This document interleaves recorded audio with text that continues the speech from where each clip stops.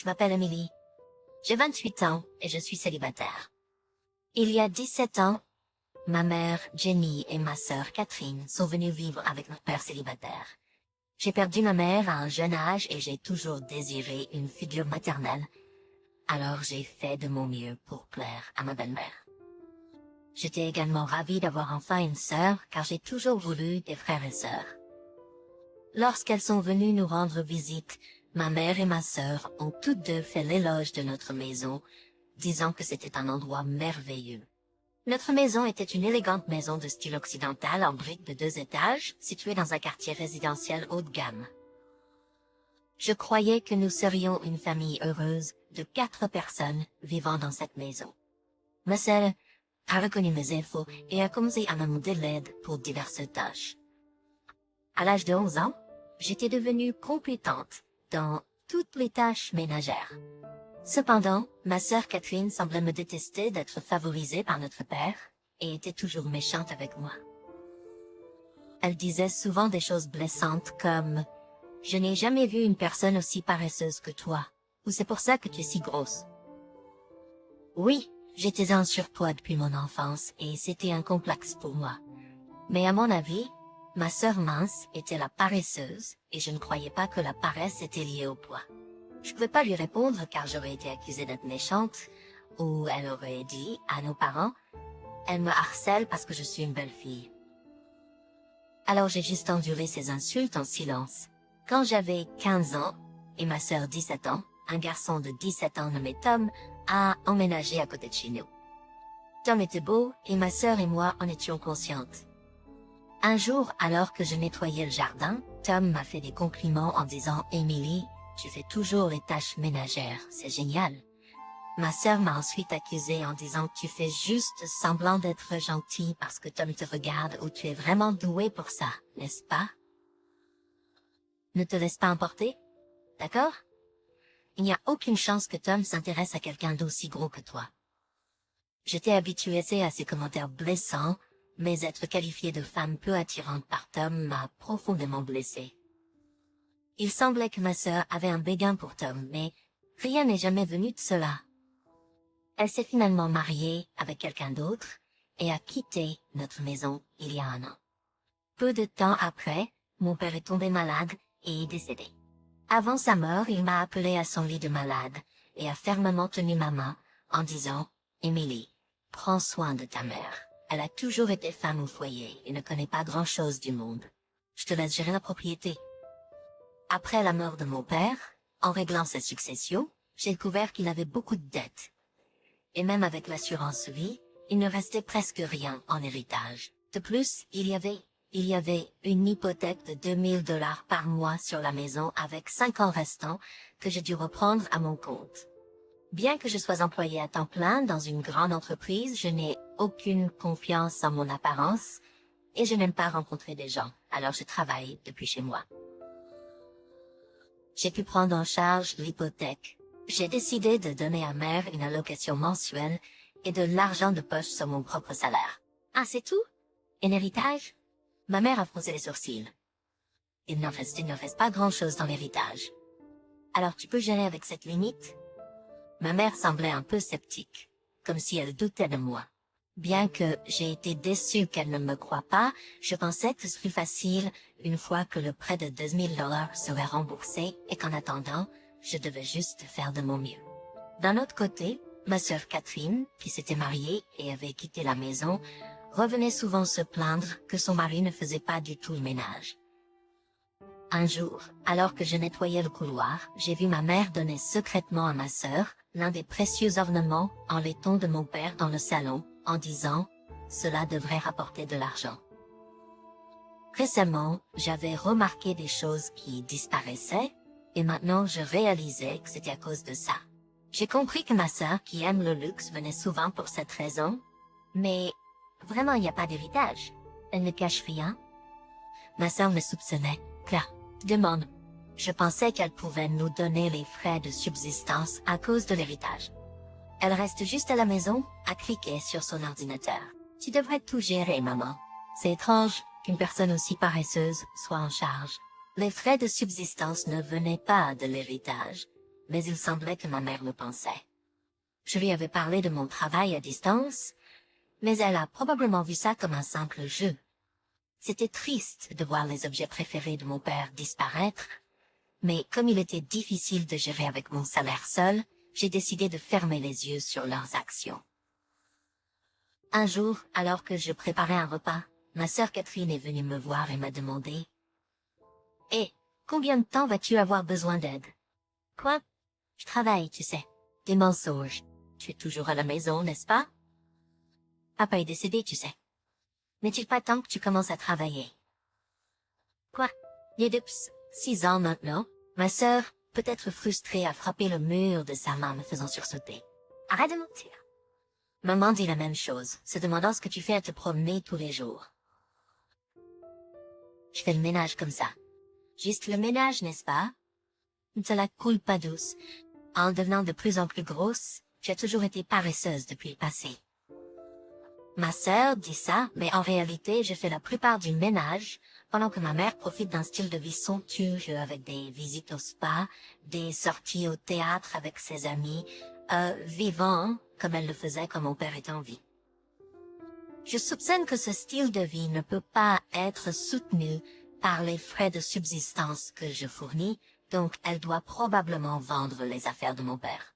Quand je suis restée silencieuse, ma sœur, peut-être en pensant qu'elle avait touché le point sensible, m'a pressée davantage. « Non, tu devrais donner plus de l'héritage à maman, n'est-ce pas? » Cette allocation est ridicule. Non, c'est parce qu'il ne reste presque plus rien de l'héritage. Arrête de mentir à ce sujet aussi. Il semble qu'ils ont tous les deux décidé que je cache l'héritage de mon père. Juste parce que tu es sa vraie fille, tu penses pouvoir faire ça? Maman est celle qui a soutenu papa tout ce temps, tu sais? Je ne savais pas quoi dire pour les convaincre. Alors que je réfléchissais à comment convaincre ma mère et lui montrer la réalité de notre situation financière, j'ai appris que ma sœur était enceinte. Ma mère était très heureuse mais aussi inquiète. Le mari de Catherine ne fait pas de tâches ménagères, n'est-ce pas? Je me demande si le bébé va naître en bonne santé. Chaque jour, ma mère disait de telles choses et restait en contact avec ma sœur avec nervosité. En pensant que parler et inquiéter ma mère attristerait mon père, j'ai décidé de rester silencieuse. Je crois que les familles devraient s'entraider et se soutenir, mais tout ce que je pouvais faire était d'endurer et c'était devenu une habitude. Alors que la grossesse de ma sœur progressait sans encombre et qu'elle atteignait 7 mois, elle est venue chez nous et a dit, elle avait quelque chose à discuter avec ma mère et moi. Je veux accoucher à la maison. Ma mère a immédiatement accepté. Bien sûr, tu devrais accoucher ici. Je suis inquiète pour mon premier accouchement, donc je veux venir un mois à l'avance.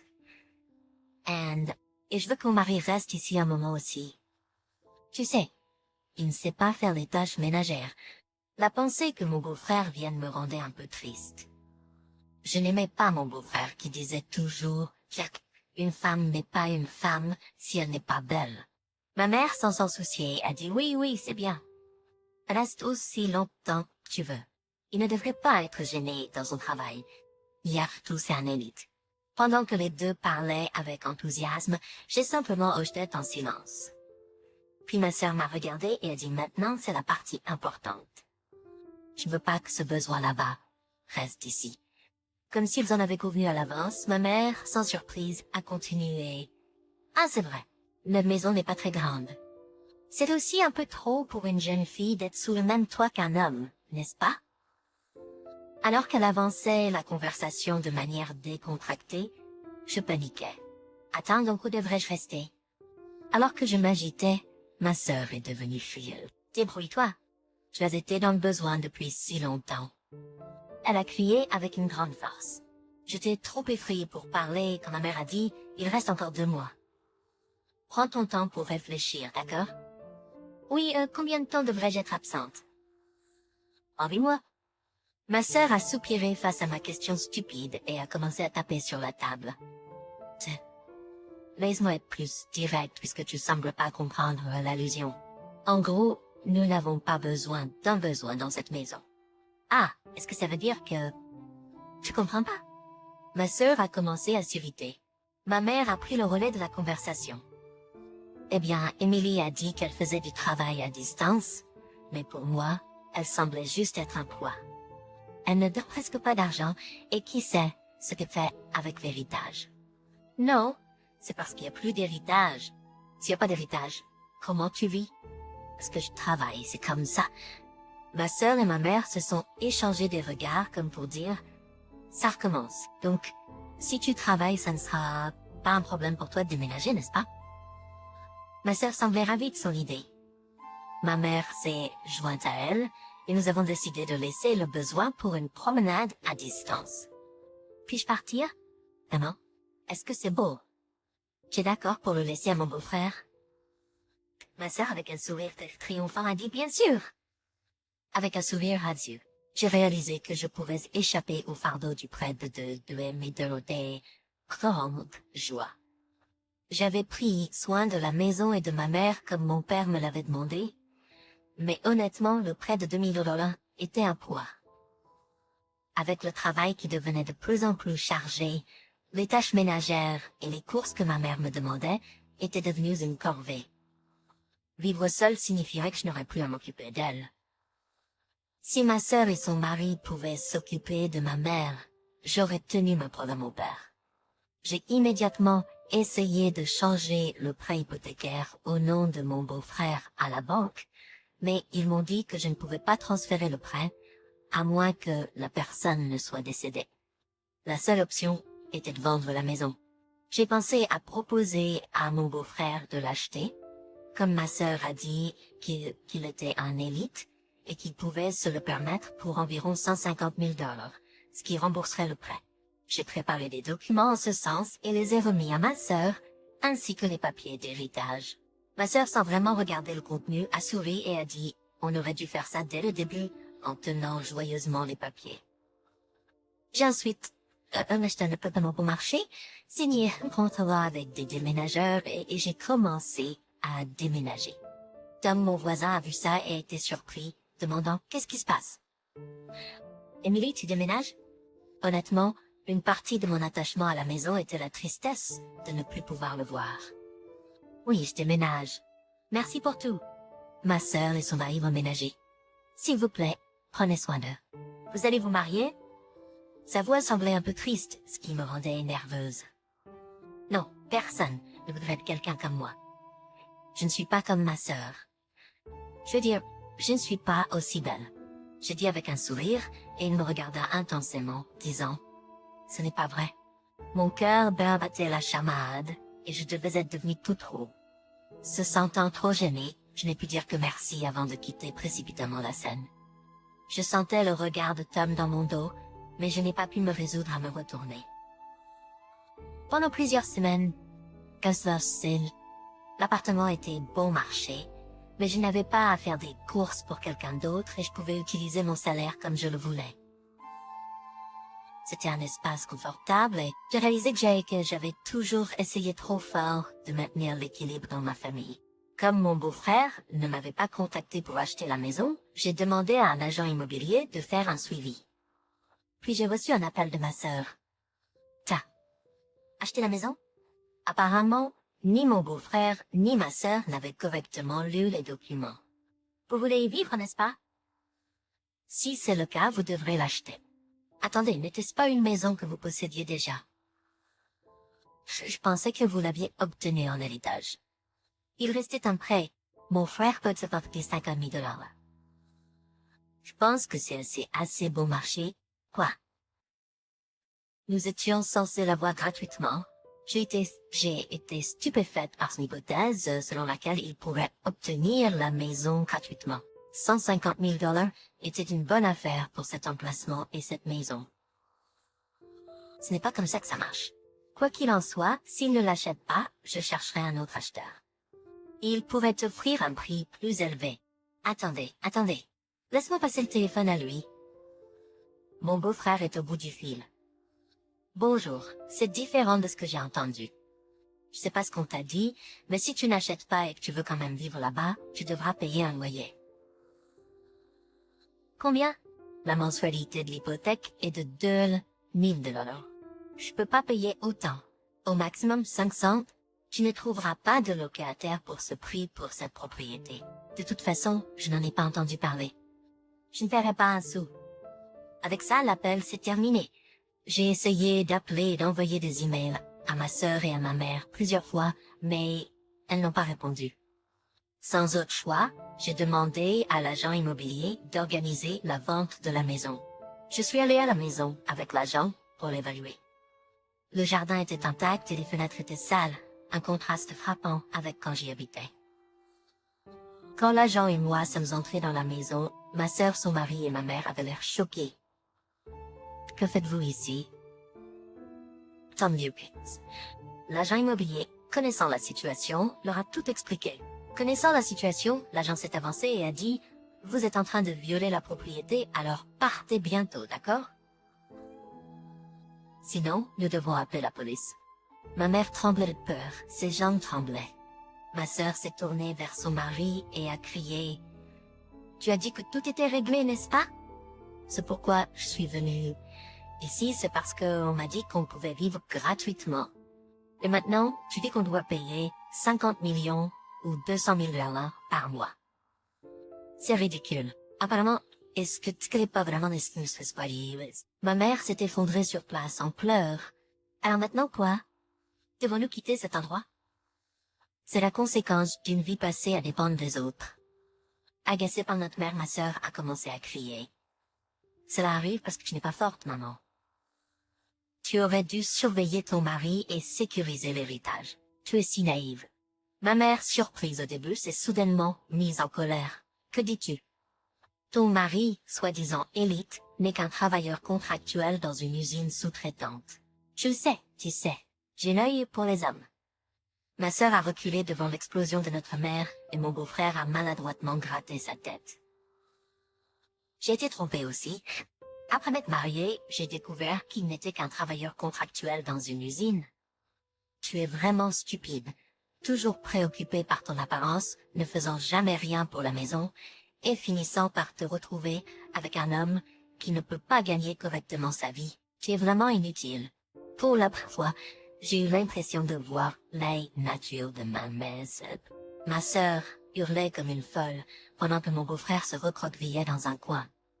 Qu'est-ce que mon père et moi qui avons toujours servi cette mère pension? En même temps, j'ai ressenti un soulagement en sachant que je pouvais maintenant quitter cet endroit, l'esprit tranquille. Les laissant se disputer, je suis sortie avec l'agent immobilier et c'est alors que Tom est apparu dans le jardin. Ça m'a manqué de regarder ton jardin depuis que tu es partie, Emily. Son regard intense a fait battre mon cœur. Mais une belle sœur est arrivée, n'est-ce pas? J'ai mentionné ma sœur de la manière habituelle. Tom a dit avec un air de dégoût, en fait, elle a essayé de me séduire. Elle est plutôt audacieuse. Il semblait que ma sœur avait essayé de séduire Tom, malgré sa grossesse. J'ai maladroitement dit, eh bien, cette maison va être vendue. Je ne pense pas que tu reverras ma sœur. Pour le rassurer, je ne te reverrai pas non plus, Emily.